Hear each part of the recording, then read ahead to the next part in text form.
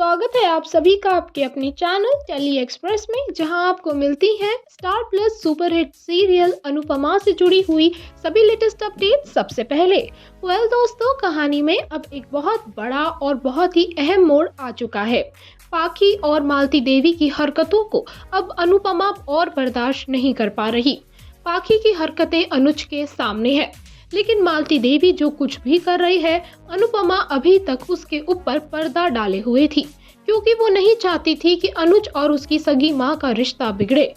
लेकिन अब पानी सर के ऊपर जा चुका है, इसीलिए अब अनुपमा को एक ऐसा ठोस कदम उठाना पड़ रहा है जिसके बारे में सपने में भी सोचकर वो कांप जाती है।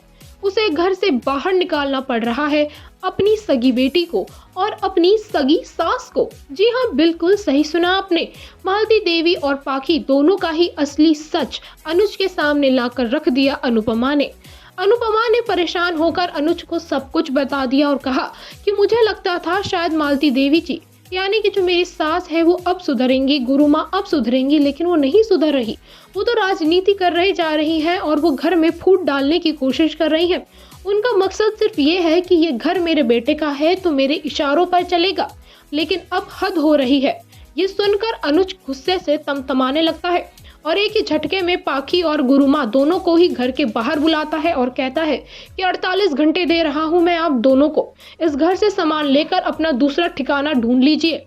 और कहता है अधिक से कि तुम्हारी मर्जी है अधिक, अगर तुम चाहो तो पाखी के साथ जा सकते हो, नहीं तो पाखी सामान लेकर तुम्हें अकेले इस घर से जाना होगा, क्योंकि मैं इस घर में अब और अशांति बर्दाश्त नहीं कर सकता। इस घर में तमाशे की वजह सिर्फ और सिर्फ तुम दोनों हो। तुम दोनों की बदतमीजियां, तुम दोनों द्वारा उठाई गई गलतफहमियां, फैलाई गई बातें, अफवाहें, बस और कुछ भी नहीं। तुम दोनों इस घर से चली जाओगी तो मेरे इस घर में शांति होगी। दोस्तों, कहानी में आने वाला ये नया ट्विस्ट आप लोगों को कितना इंटरेस्टिंग लगा? क्या अनुज अनुपमा ने जो किया वो सही है या फिर गलत? कमेंट में हमें अपनी राय जरूर बताएं। साथ ही वीडियो को लाइक शेयर करना अपना भूलें।